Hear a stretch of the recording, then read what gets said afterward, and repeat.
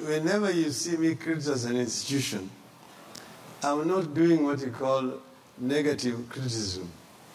I'm doing what you call constructive criticism, with a view to trying to make those institutions change. You know, we have a new constitution. If we had not been fighting the institutions, we would never been having we would not be having a new constitution today, because everybody else wanted the status quo to remain. Remember the talk at that time that Kanu will rule for the next 100 years. The country was not cohesive enough for multipartyism, and so on. So we all the times want to bring improvements. You have a new constitution. Now this new constitution needs to be implemented. Unfortunately, the responsibility of implementing this new constitution fell into the hands of those who opposed it. Remember the red cadres and the watermelons, and they're the ones who are in charge. So they are actually undermining the new constitution.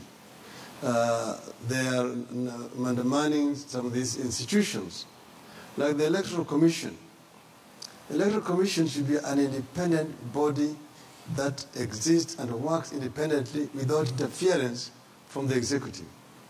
But if you see Mr. Matiang'i coming out and telling the political parties that, oh, no, only one person is going to be allowed at the polling station as an agent, people are not going to be allowed, they will vote and leave, so on. You ask yourself, in all fairness, Mr. Odinga, your grievances against IEBC are older than Matiang'i's term as acting CS in charge of security. Yes, the first time we actually approached the IEBC and we asked them to bring about certain changes which we know brought some challenges in the last elections.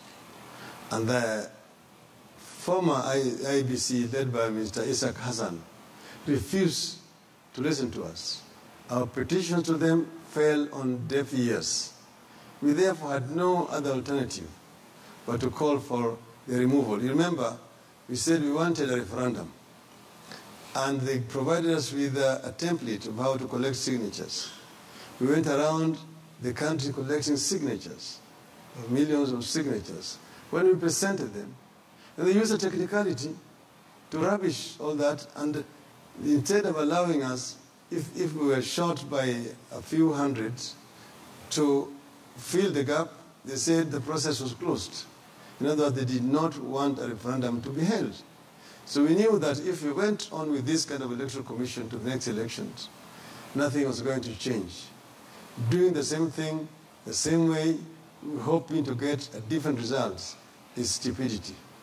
That's why we said we needed that IBC to go so that we could have a new IBC in its place.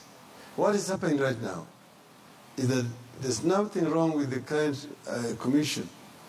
What has happened is that they retained the same secretariat which was part of the IBC that had gone. And then there is still interference by the National Intelligence Service, the work of the IBC. That is the reason why.